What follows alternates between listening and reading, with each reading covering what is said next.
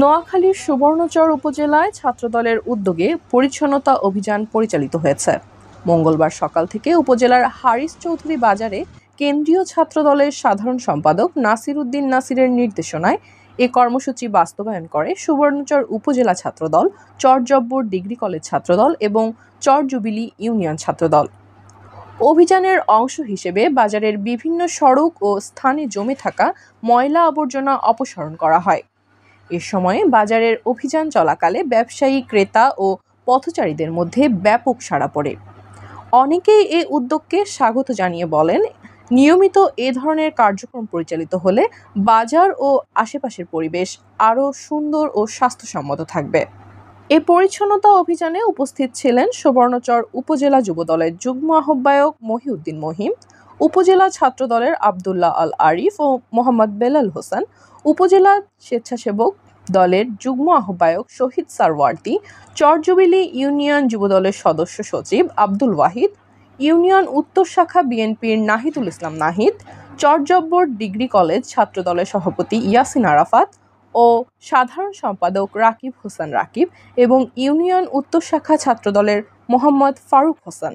এ সময় নেতৃবৃন্দ জানান, রাজনীতির পাশাপাশি সামাজিক দায়বদ্ধতার অংশ হিসেবে তারা এই কর্মসূচি হাতে নিয়েছেন। ভবিষ্যতেও এ ধরনের কার্যক্রম অব্যাহত থাকবে। পরে দিনব্যাপী অভিযানের শেষে এলাকাবাসীর মধ্যে সচেতনতা বৃদ্ধি ও পরিচ্ছন্নতা রক্ষায় সক্রিয় ভূমিকা রাখার আহ্বান জানানো হয়। আজকে ছাত্রদলের 60-70টা ছেলেপেলে এখানে উপস্থিত হয়েছে।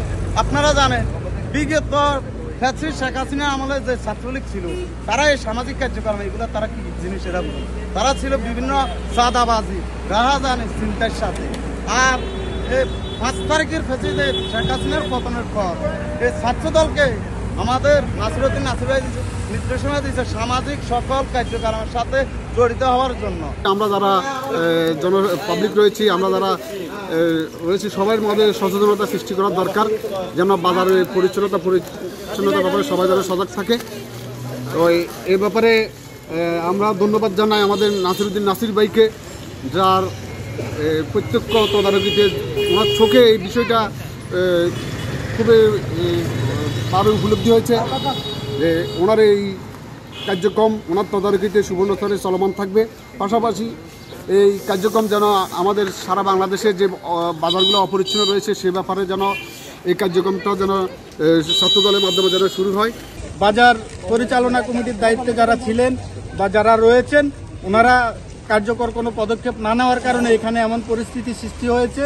এই পরিস্থিতির কারণে আমাদের স্থানীয় সাংবাদিক কর্মী যারা রয়েছেন, ওনারা রিপোর্ট করার পরে এই রিপোর্টটি আমাদের ছাত্রদলের সাংগঠনিক নেতা, বাংলাদেশের ছাত্র সমাজের বর্তমান সময়ের আশা আকাঙ্ক্ষার প্রিয় প্রতীক সুবর্ণচরের কৃতি সন্তান জনাব নাসির উদ্দিন নাসির ভাইয়ের দৃষ্টিগোচর হয়েছে।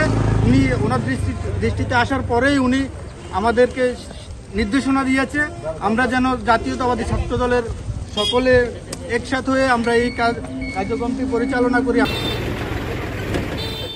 রাশেদুল ইসলামের তথ্যচিত্রে desk report, Noakhali TV. Lakshmipur ideal Alim Madrasa জাগতিক ও নৈতিক ইসলামী শিক্ষার সমন্বয়ে আপনার সন্তানকে সৎ, যোগ্য, আলেমে দ্বীন ও দেশপ্রেমিক সুনাগরিক হিসেবে গড়ে তোলার অঙ্গীকার নিয়ে লক্ষ্মীপুর আইডিয়াল আলিম মাদ্রাসা আছে আপনার পাশে। এখানে প্লে থেকে আলিম পর্যন্ত সাধারণ বিভাগ, বিজ্ঞান বিভাগ, হিফজুল কোরআন ও গার্লস শাখায় ভর্তি চলছে।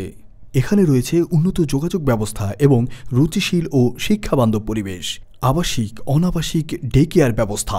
লক্ষ্মীপুর আইডিয়াল আলিম মাদ্রাসা, কোর্ট বিল্ডিং সংলগ্ন, জমুল স্টেশন, সদর, লক্ষ্মীপুর।